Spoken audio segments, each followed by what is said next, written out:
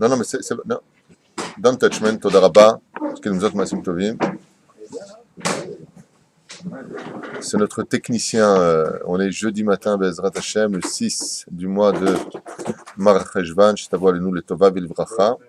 Beshem Hashem, Neaseh Venatzliach. Alors, hier, on a fait un shiur sur la paracha de Lech Lecha, où est Abraham pendant ses 75 ans, où on le voit de sa naissance, et puis d'un coup, Dieu s'adresse à lui alors qu'il a 75 ans. Aujourd'hui, nous allons prendre un sujet pris de cette paracha pour le développer un tant soit peu ensemble, même s'il y a beaucoup à dire dans plusieurs directions différentes, car la Torah est infinie. Comme vous le savez, Beshem Hashem, Naaseh Venatzliach, Venatzliach Bezrat Hashem. Beaucoup de gens, et mettre la mytho, on fera un cours peut-être, si Dieu veut,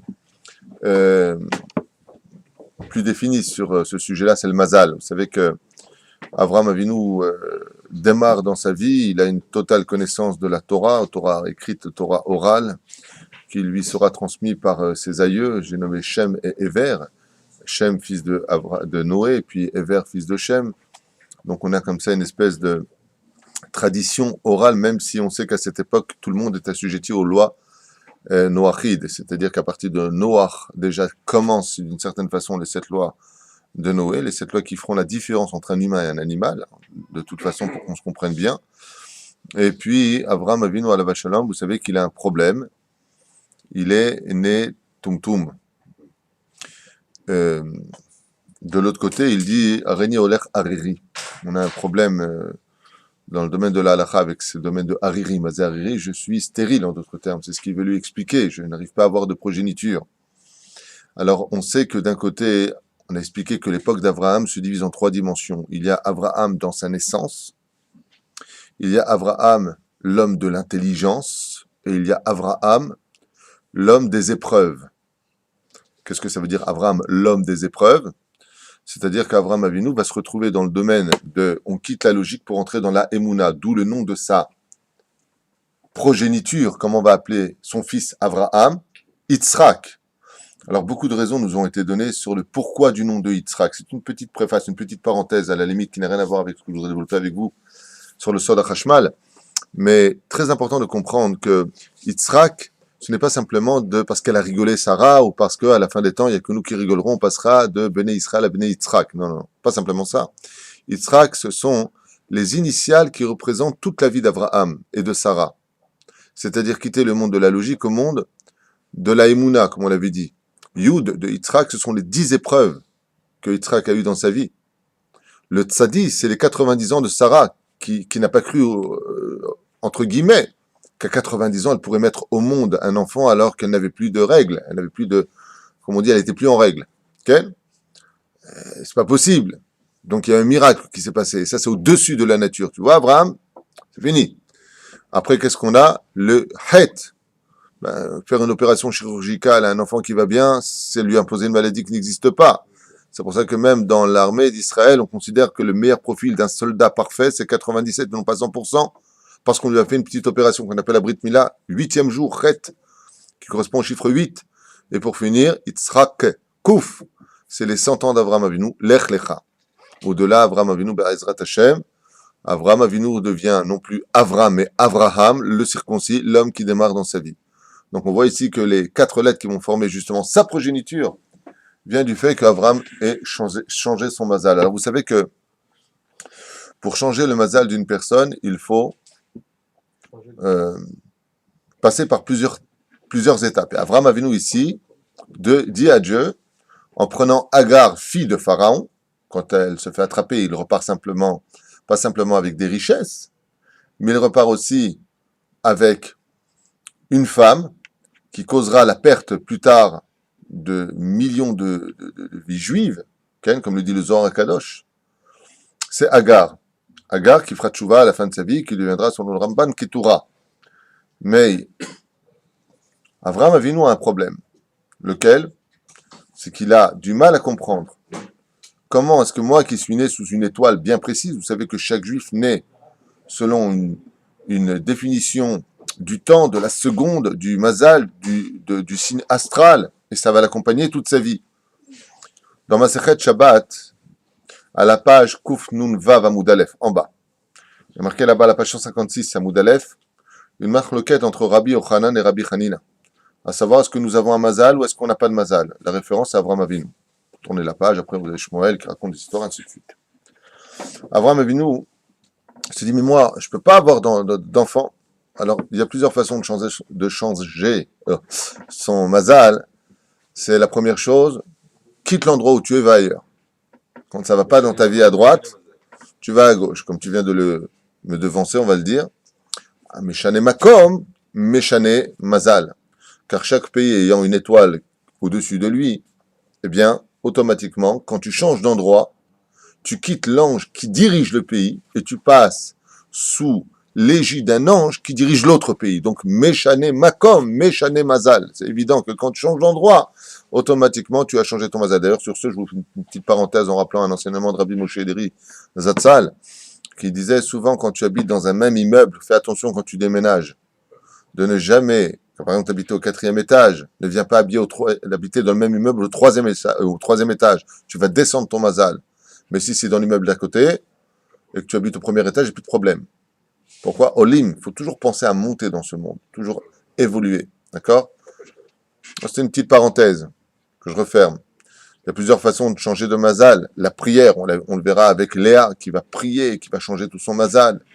Mais pour rester chez Avraham Avinu, il y a aussi le changement de nom. Le changement de nom change les perspectives du mazal de la personne. Alors, Bémet, qu'est-ce que Avraham veut nous enseigner ici, et quelles sont les réponses qui se cachent à travers l'enseignement de cette merveilleuse paracha de Lech Lecha que donne Akadosh Baruch Hu, pas simplement à Avraham, mais pour nous tous. Il dit comme ça. Yotze oto achutza. D'abord, je vais te sortir en dehors. En dehors de qui, de quoi? Achutza, lefi pshuto otziu me'ala lachutz lirot hakochavim ulfi midrasho amar tze me'atzagnenut shelcha v'raitam hamazalot shencha atid lamid ben. Avraham, אין לו בן, אבל אברהם יש לו בן, שרה לא תלד, אבל שרה כן תלד.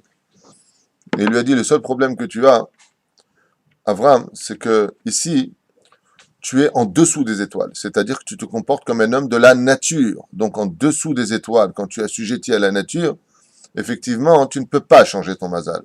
Donc Dieu lui a fait sortir Ahutsa, viens, on sort en dehors de ce que tu es. Va au-delà des limites de ce que ton sechel peut te donner, pour monter au-dessus des étoiles, c'est-à-dire au-dessus des mazalot. Comme on l'a expliqué, les étoiles, quand tu nais à une heure précise, qu'on appelle le mazal. Alors, on peut être tout à fait bélier, ascendant, scorpion, par rapport aux horaires. Et ça, il faut savoir que ça accompagne l'homme. Quand on vient nous dire, fais attention, est-ce qu'on a du mazal qu'on peut changer ou un mazal qu'on ne peut pas changer, car tout le monde est d'accord, bien entendu, qu'on a du mazal. Hein. C'est pas une marloquette nulle part. Est-ce qu'on a du mazal ou pas? Est-ce qu'on peut changer son mazal ou pas? Ça, c'est une marloquette. D'accord? C'est ce dont à quoi je faisais référence tout à l'heure dans ma Maseret Shabbat. Alors, il lui dit ici, va au-dessus des étoiles. Ma'inaf Kamina. Va au-dessus des étoiles. Et quoi? Rachid dit, Avraham ne peut pas avoir d'enfants. Mais Avraham, lui, peut avoir des enfants. Mais j'ai besoin pour cela que tu ailles quelque part. Où? En Eretz Israël. Change d'endroit et va en Eretz Israël. L'une des raisons principales pour laquelle Yaakov, Alav Shalom, restera avec ses femmes, alors qu'elles sont stériles, on sait qu'après 10 ans, on peut les répudier, c'est ce qu'il dit à Rachel. Quand Rachel lui dit, hey, moi, j'arrive pas à avoir d'enfants, tu pries pour tout le monde, tout ce que tu dis, c'est Kadosh, et moi, j'arrive pas à avoir d'enfants. Les Chachamim, ils disent, regardez la réponse de Yaakov qui est surprenante. Atachat Elokim Anochi, est-ce que je suis en dessous de Dieu? Est-ce que je suis Dieu dans le Pshat pour ceux qui ne comprennent rien? Mais qu'est-ce que vous voulez dire réellement? Est-ce qu'on est là où il y a Dieu, c'est-à-dire en Eretz Israël? Atachat Elokim Anochi, on n'est pas à Haran, on n'est pas en Galoute là maintenant. Tu n'as pas compris que Rachel, dans ton mazal, tu ne peux pas avoir d'enfant tant que tu es en Galoute. Mais quand tu seras en Eretz Israël, alors tu auras un enfant. Et c'est ce qui s'est passé. Elle est morte où et elle a couché où? Bethléem, donc en Eretz Israël. De là, on voit qu'il y a une espèce de mazal en Chutz Laaretz, et il y a une transformation du mazal en Eretz Israël. Tu peux être le champion du monde en Chutz Laaretz, le PDG de la plus grosse société du monde, et le balayeur de rue à Tel Aviv ici. Comment c'est possible? Tout le mazal change. Et c'est ce qu'il lui dit. Ou sport et kochavim. Alors il dit comme ça. Regarde dans les cieux. Okay? Mazé Hashamaïma, Hashamaïm, Shamaïma, Hashamaïm, Ma. Tu peux changer les choses, regardez. Usfor HaKochavim, compte les étoiles. Parce qu'on peut compter les étoiles, il y a 26 chiffres pour composer, selon Rabban Shimon Ben Gamiel, le nombre d'étoiles de l'univers, quoi. On a dit, tu sais, sors de l'endroit où tu es. C'est-à-dire, même le Rashi dit qu'il a fait sortir dans toutes les étoiles pour lui montrer. Alors pourquoi commencer? Il se trouve au dehors et il doit lever ses yeux pour voir encore le soleil, le ciel. Alors normalement, il doit regarder vers le bas. Non. Tu peux compter les étoiles comme ça, mais tu peux les compter aussi en baissant la tête et en les comptant comme ça. Mais il veut pas qu'il les compte réellement parlant. Si tu crois ça, tu perds du temps. En regardant, tu vois la quantité. C'est pas besoin il est en train de lui dire sport. Im tochal sporotam. Donc tu vois que ta question tombe tout de suite dans la suite du verset. Est-ce que tu peux les compter? Et Abraham lui dit non, pour ça, j'ai pas que ça à faire en plus. J'ai dit, il va dire, ça quel est mal? Non. Abetna shamaima. C'est ça que je dis. Dis Abetna shamaima quand il dit, tu sais, viens vers, je t'ai pris de là-haut pour regarder vers Combien? le bas. Je suis étonné de ta question. Toi, la question que tu poses, c'est une bonne question, mais je suis étonné que toi, tu la poses. Je vais te dire pourquoi. Parce que tu as assez de connaissances pour connaître la réponse à ta propre question. Quand il lui dit, monte au-dessus des étoiles, regarde le ciel. Combien il y a de cieux qui existent au-dessus de nous? Sheva. Adam, il sait. Sheva, Arikim. Regarde, même ton secrétaire qui t'appelle, il le sait. Sheva, Arikim. Il y a 7 cieux. Qu'est-ce que tu fais de Zvulun? Zevul, pardon. Zevul, c'est un des cieux les plus élevés. Machon. Ce sont des cieux qui sont extrêmement élevés. Là, il lui demande pas de regarder le ciel que toi tu connais. Hashamaïma, pas Hashamaïm. Pas Shemé Shamaïm. Tu comprends? Pas chez Hakim. Regarde très haut. Est-ce que tu peux compter les étoiles? Arrête, les scientifiques ne nous racontent-ils pas qu'il existe plusieurs galaxies? Non. Ça répond? Si tu es entre deux gâteaux, tu connais le gâteau au chocolat? Tu as de la crème au milieu, tu as du chocolat en haut, du chocolat en bas. D'accord? C'est comme si tu dis à la crème, regarde le chocolat. Où il se trouve? Il peut regarder en haut, il peut regarder en bas, il peut le chocolat, c'est pareil. Tov. Ko Yezaracha. Ainsi donc sera ta descendance aussi nombreuse que les étoiles du ciel. Il a cru en Dieu, et ça lui a été considéré comme étant de la tzedaka, c'est-à-dire un srout. Je suis celui qui t'a fait sortir de Ur-Kasdim. Et vous avez marqué que le mot tse en gematria de Rechagav, juste pour une petite parenthèse, Mazé sort de ce contexte, sort en hébreu, tse c'est tzadi aleph. Gematria 91. Gematria Amen, Gematria Adnut et Avaya, c'est-à-dire le nom de la nature et le nom au-delà de la nature. Et lui dit comme ça, Mokazim, Vayomar Hashem, Bame Eda Kiarishena. Comment saurais-je que j'ai été héritier? Ici, ça lui raconte comme une petite faute. Vamer Elav, Kechali Aigla Mishuleshel, Ve'ez Mishulash, Ve'ain Mishulash, Ve'tor Ve'gozal. Alors là, il lui dit très bien, tu vas avoir une réponse, il va falloir que tu fasses des sacrifices. En guise de son manque d'émouna, cette petite parenthèse de l'histoire, vous avez ici les 4 galouillottes qui viennent de s'installer. D'accord? Chaque fois que vous allez voir dans le texte, Vamer Elav Kechali Aigla Mishuleshet, c'est quoi? Bavel. Ez Meshulash, Madai. Aïl Meshulash, Yavan. Tor Vegozal, Edom. Et puisque tu viens de manquer d'Emouna, à cause de ça, tes enfants descendront en galoute. Il y aura 4 galouillottes pour réparer le nom du tétragramme qui est au-dessus du monde de la nature. Le Shem Havaya, Yudke Vavke, a été touché parce que si tu dis Bama Eda Kierishena, comment le saurais-je? Comment tu as besoin de savoir? Tu as besoin que je te donne des preuves? ויקח לו את כל אלה ויוותר אותם בתווך, ויתן איש ביטחו לקראת רעהו ואת הציפור בתר וכו' וכו'.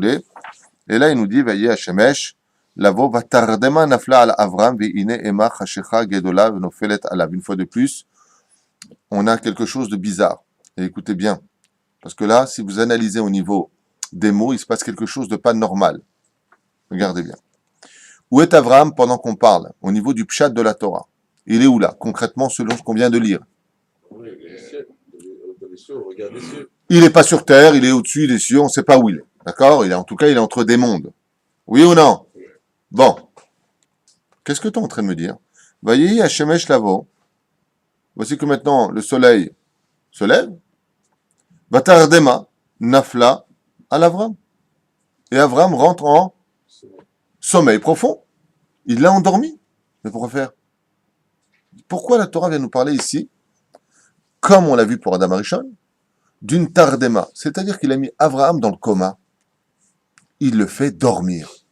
Pourquoi tu le fais dormir? Il est déjà au-dessus des cieux. Arrête toute l'histoire des cieux pour une neshama juive quand elle va dormir. C'est justement de dormir pour rêver, pour voir, pour comprendre. La prophétie se fait par le biais du rêve.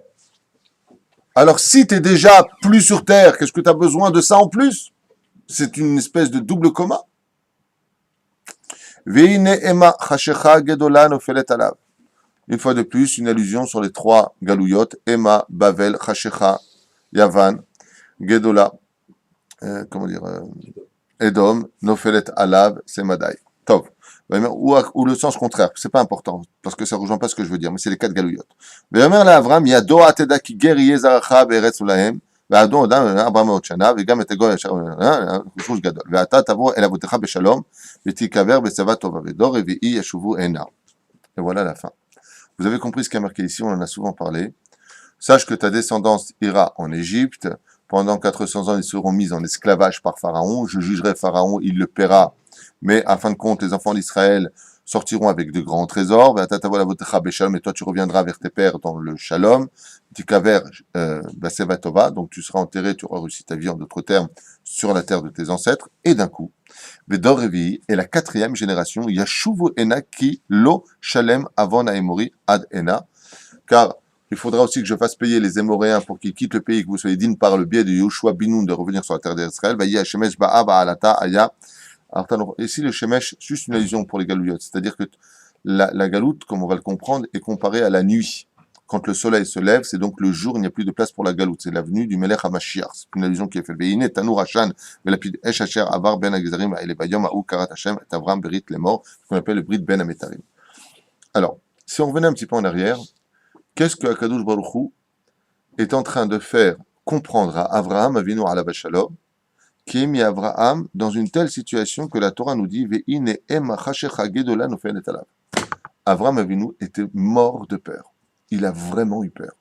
Un homme qui a une émouna hors du commun, c'est un homme qui n'a peur de personne ni de rien. Lama, quand tu es avec Akadosh Baruch Hu, tu n'as peur de personne et tu n'as peur de rien. Sauf bien entendu, faut pas se mettre avec la mafia ou des gens méchants. Dieu ne compte pas sur le miracle. Donc si Chaz Shalom, tu es poursuivi par des gens qui te veulent du mal. Ne dis pas, moi je suis avec Dieu, j'ai peur de rien, t'es un imbécile. Dieu te dit, je te donne un sechel, il faut aussi que tu t'en serves quelque part, même si tu as de la émouna. Le Sod HaChashmal, sur cette question qu'on vient de développer ensemble, lui écrit toute sa paracha. Voyons ensemble comment les sages ici viennent, au nom du Zohar Kadosh, nous expliquer c'est quoi cette histoire de Tardema, d'Avram qui est dans le ciel, et patati patata, c'est quoi tout ce tralouide. Regardez bien. En Shena et la galoute. Qu'est-ce que le sommeil dans ce monde? C'est la galoute. C'est quand on est en dehors d'Eretz Israël. Le sommeil est comparé à une perte de temps. C'est pour cela que le roi Salomon nous dit ne donne pas trop de sommeil à tes yeux. Dès que tu dors, tu perds ton temps. Les seules personnes pour qui il est bon de dormir, ce sont les Rechaïm. Pourquoi? C'est le seul moment où ils ne font pas de bêtises. Donc au moins, ça rend service à l'humanité. Comme une fois, je suis venu voir quelqu'un, et j'ai dit, il est où? Il dit, sa femme me dit, il dort, Baruch Hashem. J'ai dit, pourquoi il y a un problème? Il dit, non, mais quand il se réveille, il est tout le temps nerveux, donc quand il dort, je suis tranquille. C'est le seul moment où il ne crie pas, quoi. Bien. Et il dit, regardez bien, qu'est-ce qu'on a vu qu'il a fait dormir? Ensuite, il dit, tes descendants iront en galoute. Donc on a posé la question, on a dit, pourquoi on nous parle de deux sommeils? D'un côté, il est au-dessus des étoiles, de l'autre côté, Dieu le fait dormir. Tardema, de là, et là, d'un coup, il a peur. Maïnaf Kamina. Il dit, sache une chose. Dans le Brit Ben Amétarim, Katour Tardema Nafla al Avram. Il y a une espèce de coma qui est tombé sur lui. Matsenu Bamidrash. Kechali Aigla Mishuleshet Bavel, Ve'ayez Vechule Vechule.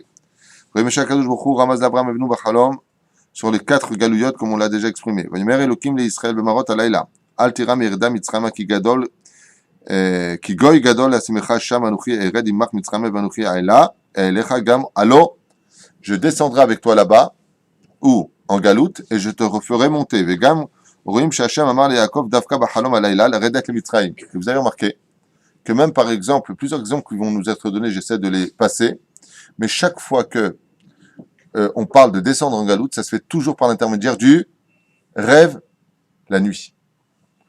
Abraham, par exemple, s'adresse à lui, Chashecha, il dort. Yaakov quitte Eretz Israël pour aller à Haran, il dort. D'accord? Manora Makomazé, il fait le rêve de l'échelle. Dès qu'on parle de sortir en galoute, Dieu fait dormir les gens. Quel rapport?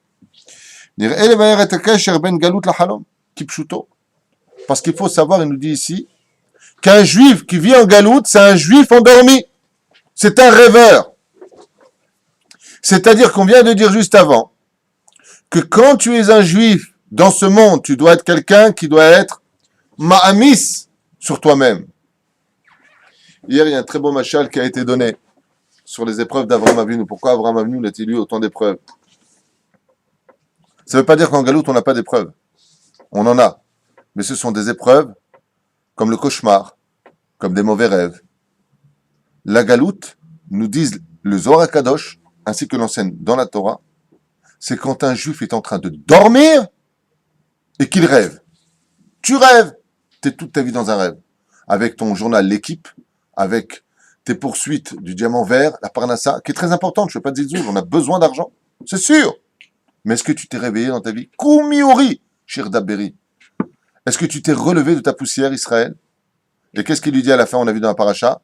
Mais je vous referai le dor réveillé, la 4e génération, vous reviendrez en Israël, et là vous vous réveillerez. Car un juif qui vit en galoute, c'est un juif qui dort et qui rêve.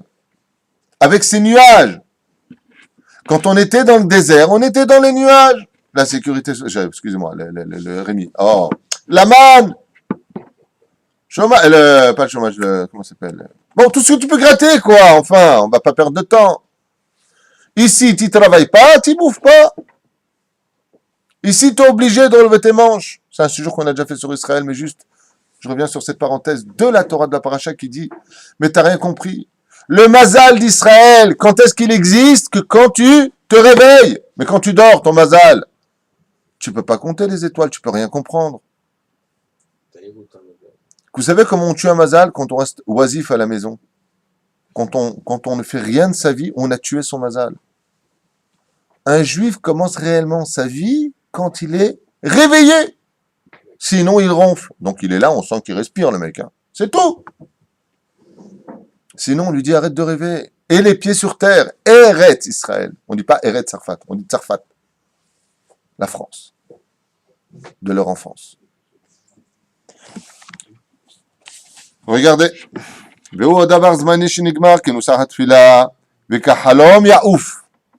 Et qu'est-ce qu'on dit?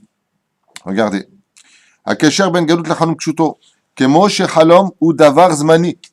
Car tout comme le rêve n'est jamais définitif, il n'est que temporaire, ainsi est le sommeil d'un homme. Ainsi sera la galoute d'Israël. La galoute d'Israël sera toujours zmani, comme le rêve. Comme on le dit à Rosh Hashanah, quand on demande à Dieu de nous ramener.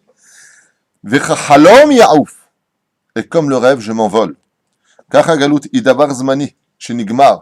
Le souci d'Avraham Avinu, pourquoi il a eu peur? Il dit quoi? Mes enfants vont aller en galoute. Qu'est-ce qui dérange Avraham Avinu? Fais Shabbat en galoute, les tefilines en galoute, tu mets ton fils à l'école Sinaï, et vive la galoute, et tu t'installes à Brooklyn pour étudier dans les yeshivas. Très bien, super. Aval, quoi que tu fasses, c'est qu'une Torah de rêve. Tu rêves. Mais si tu t'appelles Herbert, t'es foutu. Tu rêves Herbert, parce qu'on passe pas. Là, là. Shuzman Sheldin, c'est tellement lourd qu'on peut en rire. Ad Shezar Or Agula Baboker. Devuka Uzeman Shel Chesed. C'est pour ça que la galoute représente le din. La nuit représente les dinim, les shindalet, les démons qui se moquent de nous quand on rêve. Comme le dit la Gemara, ils nous chuchotent des choses à l'oreille. Ils nous font rêver. Galoute Israël Sheiba Laila. Car la nuit est représentée par le monde de la galoute. Vénikret Laila Edom Aracha Sholet Al Israël. Et seule la nuit, les nations du monde nous assimilent réellement. Quand est-ce qu'on est vraiment assimilé aux nations du monde? Quand surtout la nuit, tu vas là où vont les goïms. Tu vas en boîte de nuit, dans les pubs, des machins. Tu te comportes comme eux. Tu finis par t'habiller comme eux. Tu parles comme eux. Et tu finis par manger ce qu'ils mangent. Ah, Shavua, Boker, Sher, Elaim, Akadosh Baruch Hu. Et on dit quoi? Quand tu veux dormir, qu'est-ce que tu demandes à la personne? D'éteindre la Lumière, éteins la lumière. Non, non, je veux dormir. Éteins la lumière. Je veux pas qu'il y ait de lumière parce que quand il y a de lumière, ça m'appelle à l'éveil. Israël, il y a de la lumière. Dans la galoute, il n'y a pas de lumière. Donc, automatiquement, tu t'endors. Donc, comme tu t'endors, tu commences à vivre une irresponsabilité de tes engagements en tant que peuple et en tant que juif. Tu es un juif de galoute.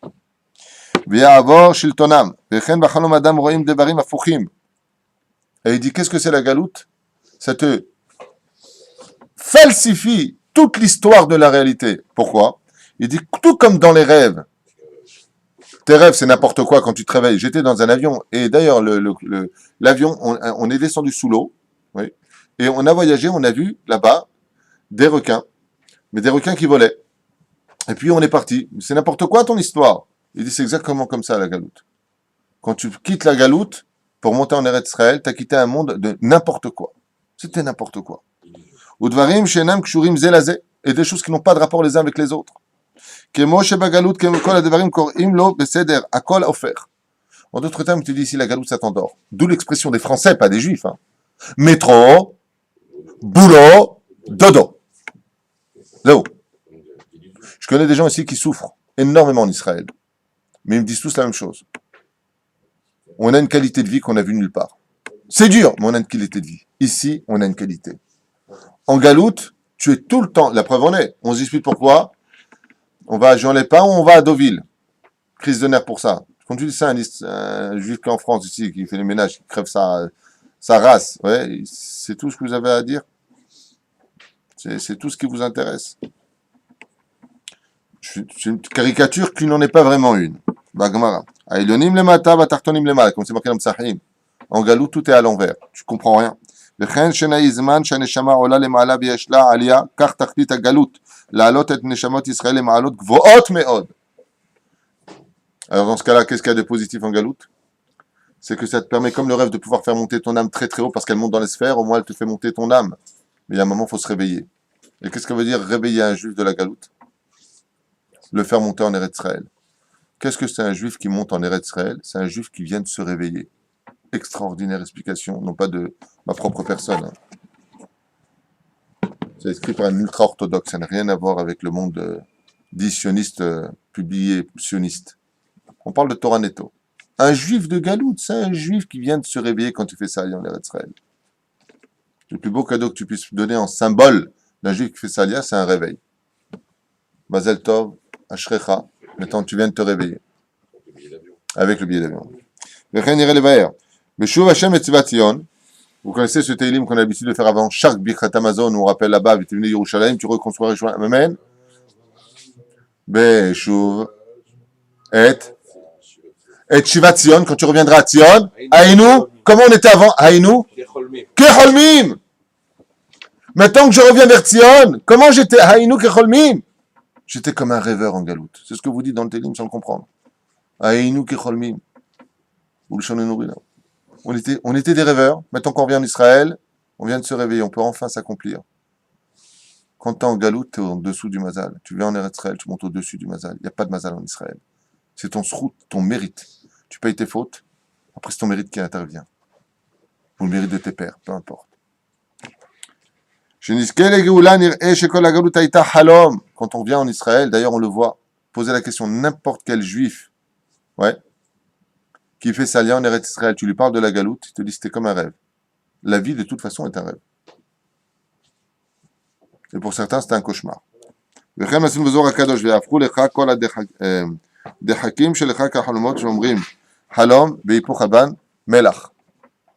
ce cas-là, qu'est-ce que vient faire la galoute? Une prinat, si vous renversez les lettres du mot chalom, ça fait les lettres du mot melach, qui veut dire du sel. Qu'est-ce qui est capable de faire le sel? Elle est capable de cachériser la viande. Elle est capable donc de les matek et adinim, d'adoucir le din. Et c'est ce qu'il dit, matek abassar, gam isurim et matekim. C'est pour ça que la galoute vient faire payer les fautes des juifs. Quand un juif sort en galoute, c'est qu'il est parti payer une faute. Dieu avait besoin d'eux. C'est une histoire de Pessah que j'ai expliqué pourquoi on sort, de Yom Kippourim, on va dans une soukha, on sort en galoute. Parce que si on était Chayav Mita, au moins voilà, on est quitté chez nous, on est rentré en galoute. ורואים שהזוהר מדמה איסורים לחלום, ומלך וכן הגלות זמן האיסורים גם כן שייך לחלום d'Ariel. Alors souvent les gens ils te disent, vous avez remarqué, quand je serai en Israël, je serai Shomer Shabbat. Quand je serai en Israël, j'irai étudier la Torah. Quand là, je suis en train de dormir. Il n'a pas dit Blinéder, dit-il. וזה הכלל שיעבור עליו הלילה או מקצתו תמיד, הלילה הוא זמן של שליטה דסטרא אחרא. Ce qui fait que quand tu vis en galoute, tu vis dans un monde qui est impur, et dans le monde des Shindalet. וממילא הוא מתגבר יותר לגרום טומאה בעולם.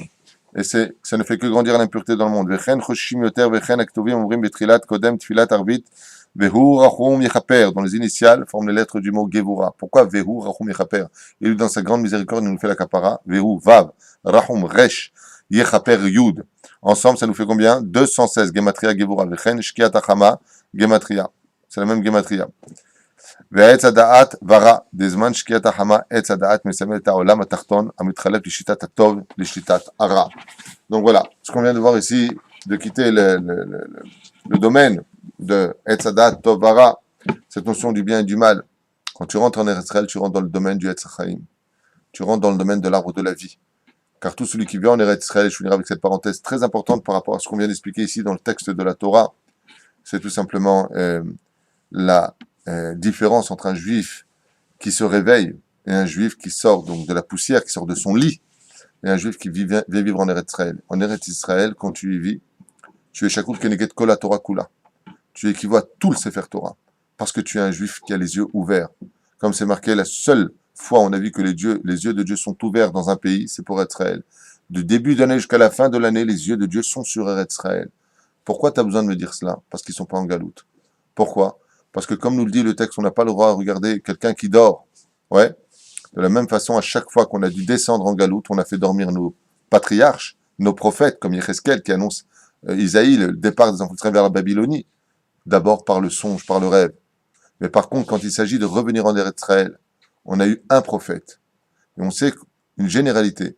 On ne peut pas être prophète en dehors des limites d'Eretz Israël. Parce que pour être prophète, il faut atteindre le niveau de Neshama. Il faut atteindre un très haut niveau. Donc on ne peut pas être un prophète en dehors d'Israël. D'où le livre de Yona qui fuit Eretz Israël pour que Dieu ne s'adresse plus à lui par la prophétie.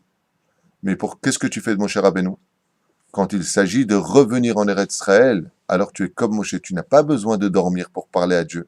Parce que tu restes réveillé, puisque tu vas monter dans le monde de la Aliyah, faire sa Aliyah dans le monde de réveille-toi. En Eretz Israël, on revit ses responsabilités. Qu'est-ce que font les gens qui vont pas bien, qui sont en dikaon? On les fait dormir. C'est quand quelqu'un n'est pas bien. Donc calme-toi, va dormir. Calme-toi, dors. Parce que quand tu dors, tu oublies la réalité. Quand tu viens en galoute, tu ne vis plus dans la réalité. Quand tu viens en Eretz Israël, tu commences à vivre ta réalité. Donc, c'est toute la différence. C'était l'histoire de la Tardema. Rentre, tu es au-dessus des étoiles. Dieu lui dit maintenant, je vais te plonger dans une Tardema. Il a eu peur. Il a dit, pourquoi j'ai eu peur? Je perds du temps, je vais en galoute. Il dit, non, regarde. 4e génération, en réalité, je t'explique. Il faut que je nettoie un peu Eretz Israël. Il y a des peuples ici que j'ai placés, ils vont payer leurs fautes, ils dégagent, vous venez et vous allez enfin vous réveiller. Et quand on se réveille, on retourne dans quoi? Comme souvent, on peut le constater, mais quand ça va pas, on prend 2-3 jours de vacances. Et qu'est-ce que te disent les gens quand vraiment ça va pas? Avec la banque, la famille, le shlombaït. Alors je vais en vacances 2 jours, je reviens et ça va arranger les problèmes. Donc on a peur de la réalité, on a peur de se réveiller. Le seul moment où on pense à rien, c'est quand on dort. Mais la réalité est là. Alors quand on rentre en Eretz Israël, il y a la guerre pendant 14 ans. Dès que tu viens en Eretz Israël, il y a la guerre. Dès que tu te lèves le matin, ça y est, il faut vite se dépêcher. Il faut prendre le bus, il faut aller travailler, payer la parnassa, payer la banque, régler les dettes, supporter la belle-mère, supporter ceci, c'est une blague. Et ainsi de suite. Ken? Oh, c'est beaucoup de choses sur la tête. La reine, c'est un monde de réalité. Alors je vais me dire, attends, excuse-moi, mais en image, ça marche peut-être, mais en réalité, c'est pareil. En France, il n'y a pas la belle-mère, il n'y a pas le beau-père, il n'y a pas, ce que je veux dire par là, il n'y a pas la banque. Il y a aussi des soucis, il faut aussi payer le loyer, il y a tout ça. C'est la seule différence qu'il y a. C'est que là-bas, tu le vis comme un cauchemar. Ici, tu vis la réalité. Donc, ton âme et ton corps sont l'un dans l'autre. Tandis que là-bas, tu es déconnecté de la réalité. C'est pour ça que ce que je vous dis maintenant, ce n'est pas de moi. C'est de tous ceux qui l'ont vécu. Vous êtes nombreux à pouvoir le constater aujourd'hui. Mais quand tu as vécu en Eretz Israël, ne serait-ce qu'un an et demi, et que tu retournes voir ta propre famille, ceux que t'aimes, tes amis en galoute, bizarrement, tu les trouves lourds. Tout le monde, ça fait 27 ans que je suis là, hein, tout le monde, tu viens de dire un mot exactement, encore plus précis que le mien. Regarde, il y a un décalage. Et c'est quoi le décalage, Abraham? Ils dorment. Ils dorment. Ça sort de vos bouches. C'est tellement flagrant. C'est-à-dire que quand tu viens ici, une fois ma sœur m'a dit une phrase bizarre. Quand elle a fait sa alia après un an, elle m'a dit, c'est marrant, hein. En France, il y avait du soleil, mais ici, le soleil, c'est le soleil. Je lui ai dit, voilà, prends un coup de soleil. Puis après, elle m'a dit, c'est fou, hein. Un shekel en Israël, c'est un shekel, hein. Je lui ai dit, moi, tu vas me faire tout ce qui existe, ça, c'est ça, ça, c'est ça. Elle m'a dit, non, je vous promets, ma sœur Myriam que j'avais, ça m'a dit, en Israël, tout prend réalité. C'est un pays de réalité. Alors qu'elle n'avait pas étudié le Zohar, elle n'a pas vu ça. Mais celui qui vient vivre cela ici, il vit la réalité. C'est pour ça que quand ça va pas, qu'est-ce que disent malheureusement beaucoup de juifs? On va retourner en France. C'est quoi, je vais retourner dormir, c'est mieux, il y a trop de disputes ici. Trop rassera ici. Mais réveille-toi! Parce que de toute façon, tu n'auras pas le choix. Je finirai cette parenthèse, puisque j'ai commencé. Oui. Et on a quelque chose ici qui n'existe nulle part ailleurs dans le monde, puisque quand on lève la tête, on a la couleur du ciel du Kissa Kavod. Bien. Appelez la police en entière. Quand on lève le ciel ici, il est bleu, donc on est en dessous du Kissa Kavod. C'est vrai, c'est marqué. D'accord. Moi, c'est Chet Ktubot. Oui. Je peux poser une question? Oui. Pourquoi Abraham est parti alors? Dès qu'il est arrivé, il avait la famille, il est parti. Oui, mais ça, c'était pour d'autres plans. C'est un sujet pour lui-même. Le fait qu'il soit parti en Égypte, ça lui est considéré comme étant une faute. Parce qu'une fois de plus, il a été logique avec la famille. Il n'y a pas de quoi manger, donc je m'en vais. Il aurait dû faire prendre le Mouna et rentrer en Israël, même s'il n'y avait pas de quoi manger. Israël se comporte avec toi comme toi tu le vois. Qui panim lamaim kechleva adam la adam. Tout comme l'eau ne pourra jamais refléter d'autre chose que ce que le visage regarde, c'est-à-dire que tu regardes l'eau, elle te reflète, pas refléter autre chose, sinon tu es un mec bizarre. Ouais. De la même façon, le cœur de l'homme se reflète dans le cœur de l'autre. Eret Israël s'ouvre à toi comme toi tu veux l'avoir. C'est tout. Il y a un très beau proverbe chassidique qui dit, quand on fait ça aller en Eret Israël, il faut s'attendre à beaucoup souffrir pour ne pas du tout souffrir. Mais si tu montes ici en pensant ne pas souffrir du tout, tu vas beaucoup souffrir. Tu vois ce que je veux dire? Donc, j'ai commencé par parler des épreuves d'Abraham Avinu, d'un très bel exemple qui nous a été donné hier soir, et j'aimerais revenir dessus. On voit ici que la première épreuve d'Abraham Avinu, c'est, selon certaines déotes, Lech Lecha, quitte la maison de ton père. La deuxième épreuve d'Abraham Avinu, c'est Uken, d'Urkazdim. Et la deuxième épreuve, c'est d'avoir été jeté dans la fournaise ardente. Okay, je le traduis en français avec ta permission. Pourquoi subir autant d'épreuves? Pourquoi avons-nous besoin d'épreuves? Dans le shiur sur la paracha de Lech Lecha, nous avons expliqué que si on analyse toutes les épreuves d'Abraham Avinu qu'il a eues, ce sont des épreuves qui quittent le monde de la logique et qui le plongent dans le domaine de la Emouna. Je vais te donner un fils, non, je t'ai rien demandé, je vais te donner un fils, quand tu l'as, va le tuer. D'accord? Je viens avec ma femme en Égypte, je la cache, Dieu, protège-moi, je suis dati, je fais Shabbat, je mets les tuilines, protège-moi. Non, ce sera un scélérat qui va la prendre, et patati patata, akol et tova vilibracha. Donc c'est que de la Emouna, à toute occasion, tu as envie de jeter la barbe, la kippa, les titites, tout ce qui va avec. Ouais? Donc t'as pas envie d'être dedans. Il y a une très très belle allusion qui explique pourquoi le peuple d'Israël passe tout le temps par des épreuves. Le vrai Yetzerara, hein, dont on parle dans tous les domaines, que ce soit la Gemara, la Halacha, la Gada, le Zohar, on a du Yetzerara. Chez nous, il est beaucoup plus probant, beaucoup plus présent que chez les nations du monde. Israël est comparé à un bateau qui va sur l'eau. Vous avez remarqué que dans le domaine du commerce, aujourd'hui, on s'efforce que quand on va quelque part, par exemple, si tu vas à Tahiti, si tu t'es trompé, je ne mot Tahiti, mais c'est pas grave. C'est pour ceux qui comprennent mon humour. Tahiti, bon, c'est... Tahiti, je me suis trompé, ça veut dire en même temps, c'est un jeu de mots, mais c'est pas grave. Haïti, moi aussi. Alors, c'est une autre île. C'est l'humour du matin, vous savez qu'il est 9h moins 13, donc j'ai le droit d'avoir un humour un peu pathétique. Mais réveillez-vous, vous qui êtes en Israël. Ezrat Hashem. Aujourd'hui, quand on va quelque part, on s'efforce d'emmener de la marchandise pour pas perdre d'argent. Mais avant, ça se passait pas comme ça. Comment ça se passait? Quand les navires prenaient l'eau, ils partaient vides pour chercher de la marchandise dans tel endroit et la ramener dans le pays. Car s'il partait plein avec cette marchandise, il n'avait pas où la déposer, il n'y avait pas de but, il ne pouvait pas le faire. De l'autre côté, pour équilibrer le bateau, ils étaient obligés de mettre du poids de la marchandise, parce que ces bateaux étaient fabriqués pour avoir du poids. Ce qui fait que si la coque inférieure ne s'enfonçait pas dans l'eau, eh bien le bateau pouvait chavirer à la moindre vague un peu plus haute que la nature, et donc se retourner. Il fallait qu'il soit donc Shakua Betoch Hamayim. Comment est-ce qu'il faisait, nous racontent les sages? Quand il partait, il mettait des pierres au fond de la cale pour bien enfoncer le bateau, pour qu'il soit bien équilibré. Alors, vous avez souvent remarqué que dans les bateaux, il y a toujours un train, un passe. Ce qui va être sous l'eau, ce qui va être au-dessus de l'eau. Mais s'il n'y a rien dans le bateau, qu'est-ce qui se passe pour le bateau? Ben, il remonte. Et s'il remonte, il a moins de chances d'être équilibré. Ça, c'est le machal qui fait à Israël.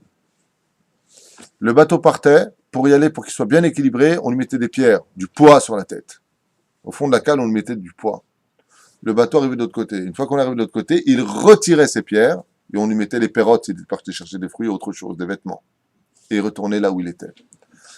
Le Mad Avardomé, le peuple d'Israël est un peuple qui est rempli de Yetzer Hara, donc rempli de libre arbitre, contrairement aux nations du monde, beaucoup plus que les nations du monde. Ce qui fait que quand on part dans ce monde, on vient chercher de la marchandise, ce sont les mitzvot. Mais pour pouvoir garder l'équilibre dans ce monde et garder le rapport avec Hachem, Dieu va nous envoyer des épreuves. Pour garder Abraham dans le monde de l'équilibre de la vie, il va lui imposer 10 rochers à l'intérieur de sa cale. C'est-à-dire, Abraham, c'est le bateau, vous avez compris, l'eau, c'est le monde dans lequel on vit, celui qui y dépose, c'est Hachem. Les épreuves d'Abraham, les épreuves de l'homme, viennent équilibrer l'homme dans sa émouna.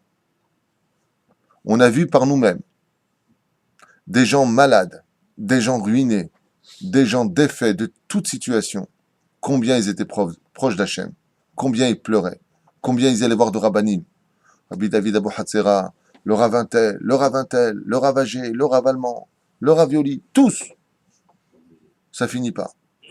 Pourquoi? Parce qu'il faut trouver une solution, on ne peut pas s'en sortir.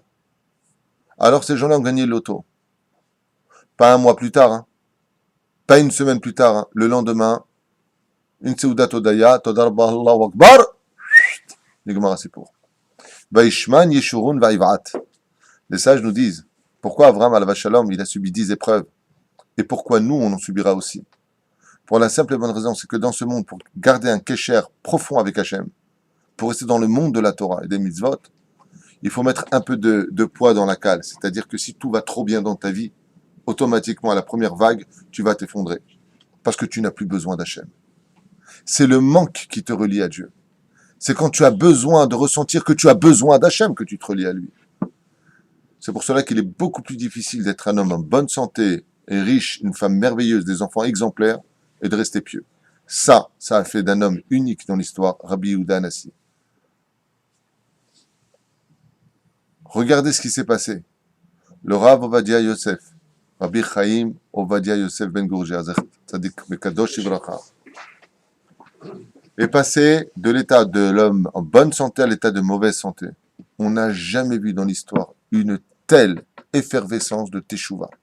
Celui qui a écouté Kol Barama ici en Israël devenait fou. Toute la journée, des non-religieux prenaient sur eux des mitzvot pour la Refoua Shlema. Le monde des yeshivot se sont mobilisés. 8000 enfants venaient au kotel par jour. Des trucs de fou. Des centaines de milliers de personnes se sont mobilisées, priées. 1 million de personnes à l'enterrement. Pourquoi? Parce que ça va plus. Alors au début, on part avec des pierres, puis quand on quitte ce monde, comme Abraham Avinu, on enlève les 10 pierres et on met des pérottes. Ce sont les enfants d'Israël. Regarde Abraham. Tu n'es jamais mort. Comme c'est marqué ici, Ve'ata tavo el avotecha beshalom, tu viendras vers tes pères dans la paix. Tikaver beseva tova, et tu seras rassasié dans le bien, le vrai bien. Mais quand tu meurs, c'est là où tu dors constamment. C'est là où il n'y a plus de rêve, normalement. Quand tu as fait ce qu'il fallait faire, pris les épreuves avec amour, et que tu t'es bien réveillé, tu avais bien les pieds sur terre, ouais. Et ici en Israël, la Banque Apoalim, la Discount, la Leumi sont des spécialistes du réveil. Qu'est-ce qui te réveille cela alors? Quand il t'appelle, c'est pour te réveiller, mais bien, après tu dors pas d'ailleurs. Tellement t'es bien réveillé que tu peux plus dormir. Ils ont ce don de te réveiller. Ok. Il y a le plus de banques dans le monde. C'est un pays, Nahon, c'est un des pays où il y a le plus de banques. On m'a dit une phrase un jour, on m'a dit qu'en Israël, il y avait autant de banques que de boulangers en France, à l'époque. Pourquoi? C'est vrai qu'en France, tu avais un trottoir, tu avais une boulangerie là, une boulangerie là. En face, pareil. Ne serait-ce que là, moi où je vivais, il y avait des boulangeries partout. Ok. Un bon marché. Eh bien, c'est vrai. Pourquoi? Parce que le petit coup d'Israël, c'est la parnassa. Donc, ok. Et Mormad va serber. La Chen, Bezrat Hashem, c'est avec ça que je vous quitte aujourd'hui pour faire comprendre que quand tu quittes ce monde, on t'enlève tes épreuves et on te met des pérottes à l'intérieur. On te met dans Bezrat Hashem de bons enfants. Il y a une très belle histoire qui raconte à propos de Rashi. Comment Rashi est né, par quelle route il était venu au monde. Eh bien, c'est avec cette histoire de ce diamant que son père, sur le bateau, ouais, qui devait rejoindre le roi à l'époque, il a jeté cette pierre par la mer. Et qui est né de cette magnifique action? Rabbi Shlomo Yitzhaki, Rashi Akadosh est né. Il a jeté une épreuve, il a jeté une pierre sur le bateau. Alors que je lui ai envoyé un fruit pour toutes les générations du monde. Aujourd'hui, si le père de Rashi est connu et Lévi, c'est parce qu'il a mis un fruit dans sa cale. Mais pour cela, il fallait prendre une pierre et la jeter. C'est-à-dire, les épreuves, quand elles viennent, prends-les avec amour et oublie-les, laisse faire Hachem. Obeshem Hachem, Naase Venatzliach. Prenez toujours le sourire, de l'amour, et surtout, vous qui êtes encore en galoute, c'est pas facile. Nous, on y est depuis 26 ans, 27 ans, on a des enfants, vous allez me dire, c'est pas facile. Mais qui ne fait rien n'avance pas, réveillez-vous. Parce que tant que vous êtes en galoute, même dans la Torah, vous êtes encore des juifs endormis. Seulement la seule différence entre vous et les autres, c'est que vous rêvez. Les autres qui sont sans Torah ne vivent que des cauchemars. Tout le temps en train de courir après l'illusion. La vie, c'est de l'illusion. Le but, c'est d'avoir au moins les pieds sur terre pour savoir comment combattre avec un esprit vif, Beret Israël, sur la terre d'Israël, avec le peuple d'Israël et le Dieu d'Israël.